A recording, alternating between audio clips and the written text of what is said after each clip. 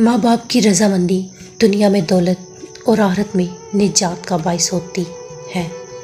जो उल्मा अमीरों के पास जाए वो खुदा के दुश्मन है, और जो उमरा उल्मा के पास जाए वो खुदा के दोस्त हैं। मुझे नए कपड़ों में दफन ना किया जाए, नए लिबास के मुस्तहिक वो हैं जो ज़िंदा और बरहना है।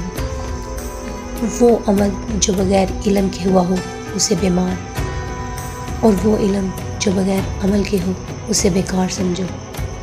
मौत से मोहब्बत करो तो ज़िंदगी अता की जाएगी। जो अल्लाह ताला के कामों में लग जाता है, अल्लाह ताला इसके कामों में लग जाता है। बदबख्त है वो शख्स जो हो तो मर जाए लेकिन इसका गुनाह ना मरे। जैसे कोई ऐसी बुराई का काम करता हो जिसको इसके वारिस जारी रखे।